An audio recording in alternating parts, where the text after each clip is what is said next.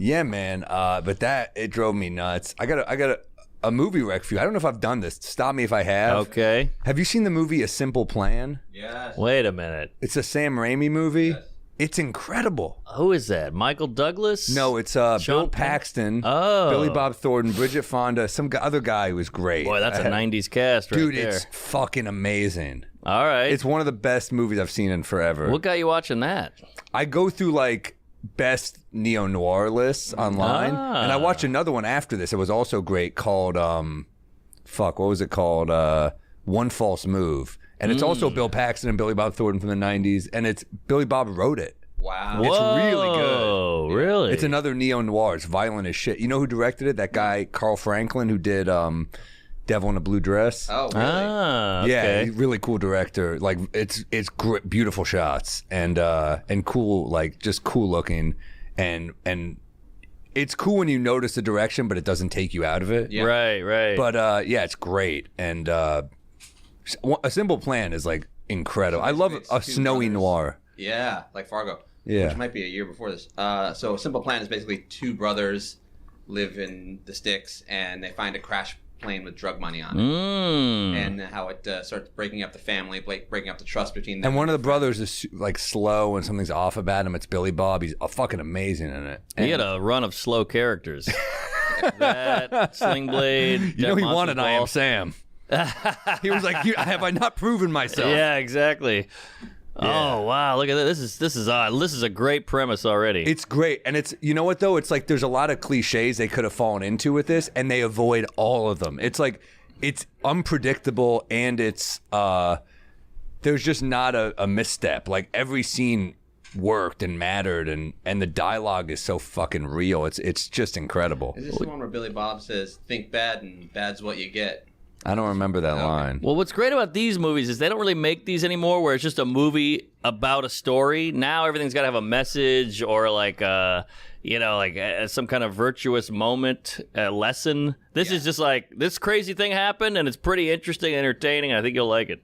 All And- Hitchcock suspense. Yes, all the time. Yeah. yes. And it's like there's a moral decision.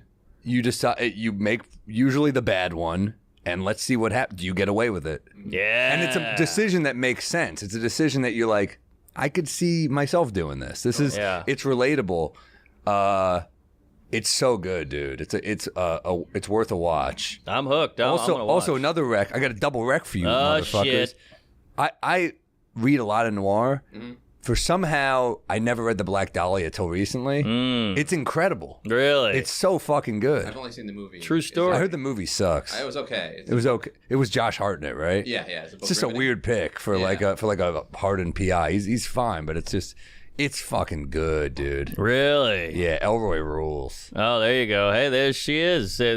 Dana Gould's obsessed with the Black Dahlia. He's obsessed with a lot of the shit I'm obsessed with. Like we bond over a lot of he loves Elroy. He got me to read Elroy. I photographed Elroy Really? What? in the late 90s, and he was dropping, I don't know if I can say this word, racist words. Really? Two of us.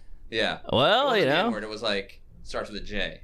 Ah, that's Yeah. a classic. Casually, old school racist. I was like, Wow. that's cool, because it's like, you were born with this, and it's just you never shook it. Well, he had a Damn. crazy life. I think his mom was killed and they didn't solve the murder. So it's like talk about an origin story for either like a detective or a true crime type writer.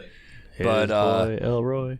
That was in my head. dude, Jetsons. it's so fucking good. Highly recommend. I mean, any of his shit is pretty cool, but Hell yeah. that's just like pure noir, dude. That's a classic Hollywood starlet who was killed. Yeah, and it's, you know what? It's kind of like that. I don't want to say revisionist history, but I guess it kind of is, where it's like kind of his version of what happened, and it's obviously an unsolved murder. Yeah. So this is his take on it. Going right in. By the way, I saw the Holdovers. I heard it's great. I enjoyed it. I enjoyed it too. Why do you say it like that? Because we have some cunty friends who like to poo-poo every Joe goddamn piece of art. Yeah, basically. Ronan said he liked it. I know, And then Ronan- he came to me apologetic for liking it too, and I was like, "What is List doing to people?" Well, it is a little, I don't want to say sappy, but it's a very emotionally huggy-feely kind of tearjerker. Alexander Payne's a fucking legend to me. Legend. I think he's one of the best ever. I love that line. I don't want to give too much away, but They go into the city. It's like a Catholic, like a, what do you call it? Like a private school. Yeah. Private school kid. They go into the city, and he gets into it with a townie in a bar, and they go, "What's up, fancy boy?" And he goes back to Paul Giamatti. Goes, "We got to get out of here. These guys just called me fancy." There's some great lines in it. I mean, it's really funny. It's super sad. Like, so buckle up. It's one of those where you're like, "All right, Payne, take it easy." Because at least Sideways had more comedy than sadness. Election. Yeah, and Election. Election was awesome. Election's one of the funniest movies I've ever seen. But it's good. I like it. But it's a tearjerker. Oh, okay. I'm gonna check it out. Yeah, all right. I'm trying to think what else. So is that a wreck? Is it a wreck? That's a wreck. I'm wrecking it. We just need some movies out. You know, we got Napoleon to shit the bed. Did you? I saw Shane tweeted he loved it. Was he drunk or was he? I talked to him about it. I think we both I still enjoyed it just because it's such an epic. Did you see it with him? No, I didn't. He's in Texas. I saw it here, but it's still an epic, and you're like, oh my god, it's still Joaquin, it's still Ridley Scott, so it's still a sight, a feast for the senses. But I just, as a story, it didn't come together.